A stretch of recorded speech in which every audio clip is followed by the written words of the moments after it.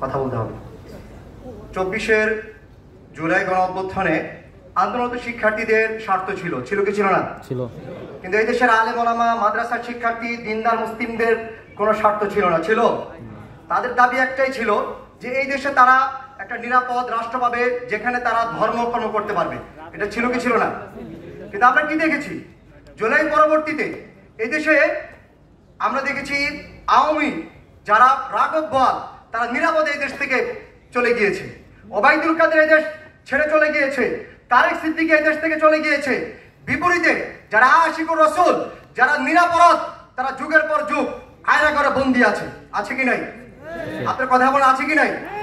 আমরা দেখেছি আন্তর্জাতিক ট্রাইব্যুনাল বলেছে বাবাকে আটক রেখে সন্তান থেকে 164 আদায় করেছে। আমরা দেখেছি র্যাবের কুখ্যাত আলিমউদ্দিন আমাদের বোনকে ধর্ষণ করে 164 আদায় করেছে কি করে নাই?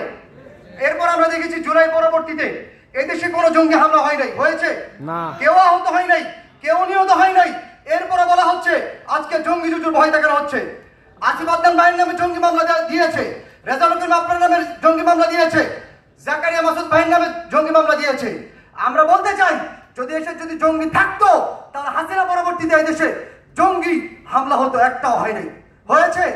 বরঞ্চ এদেশে স্বরাষ্ট্র উপদেষ্টা বলেছে কোন জঙ্গি এদেশে নাই, এবং ডিএমপির কমিশনার বলেছে এই দেশে হাসিনা জঙ্গি জুজুর নাটক সাজিয়েছে। জুলাই পরবর্তীতে আমরা স্পষ্ট বলতে চাই যদি এদেশে এলজিবিটির পক্ষে কথা বলতে পারে, সমকামীর অধিকার যদি তাদের পক্ষে কথা বলতে পারে, এবং যারা হচ্ছে নর্তকী তারা যদি তাদের পক্ষে কথা বলতে পারে, আমি মুসলিম হই, আমি কেন শরীরের পক্ষে কথা বলতে পারবো না? কেন আমি শরীরের পক্ষে কথা বলে আমাকে জঙ্গি বলা হবে? দেশটা কি তোদের বাপের নাকি? আমরা 10 রক্ত দিয়েছি, 13 রক্ত দিয়েছি, 21 রক্ত দিয়েছি, 24 রক্ত দিয়েছি। এই দেশের রক্তের উপর আমাদের উপদেষ্টারা দাঁড়িয়ে আছে, সুতরাং রক্তের সাথে গাদ্দারি করবেন না।